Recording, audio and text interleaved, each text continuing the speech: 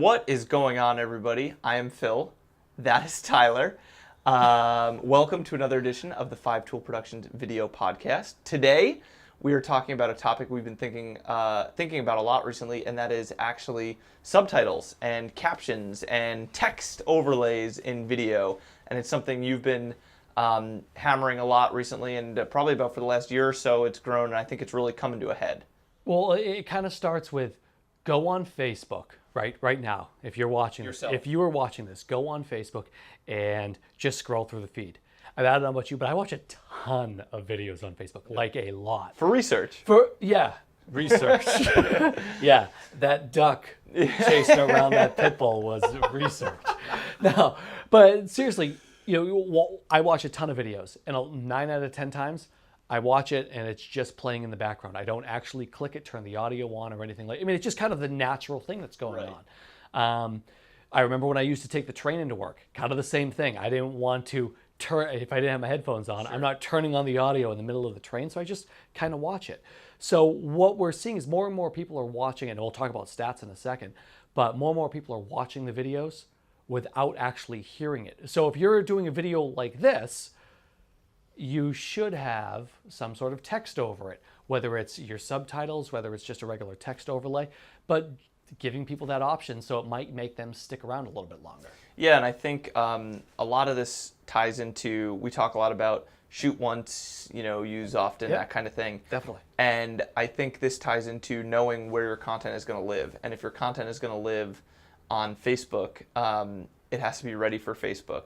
And if you're going to post up longer form content, without text overlays, that's okay.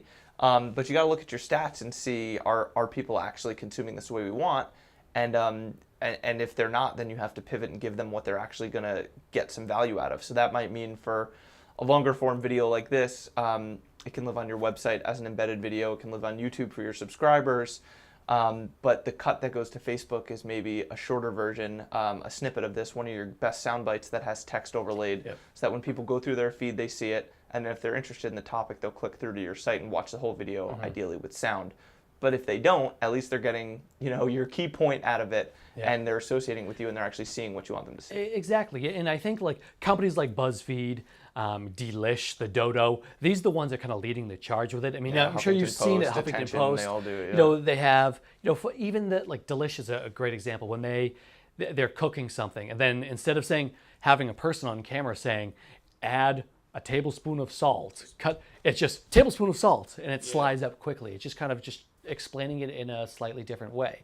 But having said that, so going to the stat piece, so I've looked at kind of 3 different companies' videos and went through about all in between 30, 40 different videos. I don't remember the exact number I looked at. Different lengths too. Different lengths and different things like that. But we're talking right around 88% of the time was the average that people watched the video with the sound off. I mean, think about that. 88% of the time, this is just on Facebook, mind you, watched it with the sound off. Nuts. Let that part sink in. The things that changed it, why people turn the sound on, was live. Yes, so I was going to make that point next. Because that's one of the things that's interesting about it. It's like you say, okay, yep, we're doing this. We know what to expect. I mean, and these are videos that have talking heads in it, mind you, too. Right. I mean, they're full-fledged, someone just standing there talking away. So when you add the text on the bottom, though, people are then more likely to stay on and watch it. Because that was the other thing that's interesting, is that I can't say it specifically right now, but when you have, so 88% of the time people aren't watching, but about a third of those videos had captions on the bottom of them. So people were still staying on and watching. It wasn't like, oh yeah, that was one of those 3-second views that counted as a view. No, people were actually watching it for 45 seconds because the video happened to be a minute 15, which people hanging on for that amount of time, that percentage of time, is great. You want that. But because they were basically just reading the entire thing. And the other thing that I've seen, I don't know if you've seen them yet right now, there are brands that are actually putting up images as videos.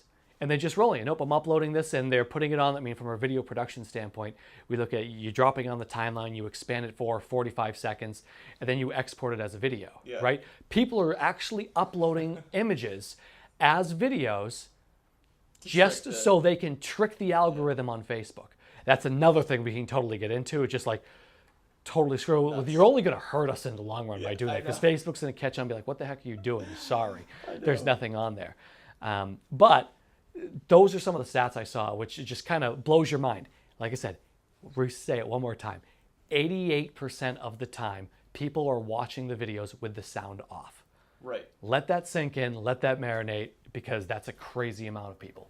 And you're not the only one noticing it, because we mentioned like some of the they're forward social brands. You talked about, like, we mentioned HuffPost. They've made their money on social, so they're the ones leading the charge. So you expect it from them a little bit, but you look at like CNN and all these other like news organizations are doing way more of this now too. And if you go through Facebook, you'll see a lot more of these types of videos.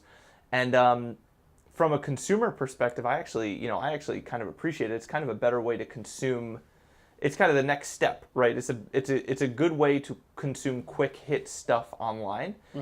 Very often, I don't have any desire to watch a video full with sound if I'm sitting, between tasks when I'm sitting at my desk. You're eating lunch tasks, at work, right? I don't want to necessarily get into a full video here, but if you're going to deliver it to me that way and it's easy and there's nice visuals and it's quick, that's a good way for me to consume it. So from a consumer standpoint, I think people are saying loud and clear that they like this format.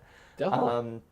And the big brands are noticing too. It's not just the forward-thinking like social brands. And you mentioned news organizations. So like we're based here in Boston, the Boston area. I've seen Channel 5 do it. I've seen Boston 25. They're not Fox anymore, but the Boston 25. They're still Fox. But the Boston 25, we've seen a lot of the local news organizations do it on Facebook as well. But they're not going to change their traditional news style to be all that. And that kind of goes into the whole mindset of that might work on Facebook and it might work on Instagram. But remember, your audience on, say, YouTube, or if you're doing traditional media, they're consuming it in a different way. So think about, this kind of all ties back into the end conversation of, think about who your end consumer is on that platform. Right. Which for a video editor, that means I have to create 4 different versions of this. I have to create a version for YouTube, a version for Facebook, a version for Instagram, a version for Instagram stories, and so on and so forth, because that people are consuming it in a different way there, right? So that's the other thing to keep in mind too, that it's not one size fits all. You're going to have something different on each channel. And that's been that way a little bit for the last couple of years, but it was more about just like the dimensions. Like Instagram, it used to strictly be a square. Yep. And now all of these platforms, like Twitter has a native upload that if you want people to watch videos, you have to upload directly to Twitter. Facebook has a native upload, to use Facebook's video player. And like, if you want to test this out yourself, try uploading a video directly to Facebook, and then try on your page posting a link to a YouTube video, and let me know which one performs better.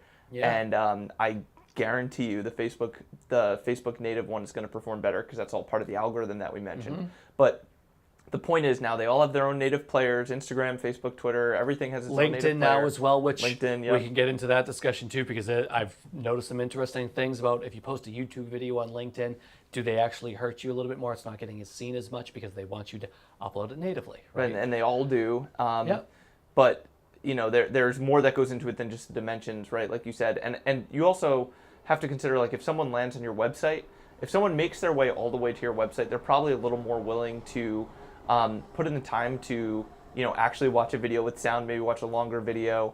They're bought in now. They're not just scrolling through a news feed, right? Yep. They've at least taken the action an additional step beyond you're mixed in with everything else. They're on your property now, and there's at least a little more likelihood that they're gonna actually watch a video. So a place for these long form videos that don't have text overlays throughout, it exists. It's just a matter of, like you said, thinking about the right property for it. And kind of the last thing we can mention is the whole mindset of transcribing your videos for closed captioning. So YouTube, obviously YouTube's owned by Google. So the transcription, they have the opportunity to upload the transcription to YouTube. Well, if it's there, they're going to utilize that some way, somehow. Right. So if you do have the transcription, or take a couple seconds to get the transcription. There's other uses for the transcription as well. From an accessibility standpoint, you want to make sure as many people as possible can actually enjoy your videos. So even if the text overlay is not there, captions are really important from that standpoint first and foremost. You mentioned from a search perspective, and then you've also talked about, having the transcripts is just another way to create an additional piece of content where you can take kind of quotes from that and use them as elements Turn of into blog a blog posts post later, or right? your social graphics or things like that. Exactly. Text overlays over photos later, when you have particularly good quotes that are not going to be written down unless you transcribe it. So there's a lot of value to the transcription for sure. Awesome. Totally agree. Couldn't agree more. So this has been a video about text overlays. Hopefully there'll be a text overlay. We have a text overlay right here. I'm Phil. That's Tyler. Thank you guys for hanging out with us. We'll see you next time.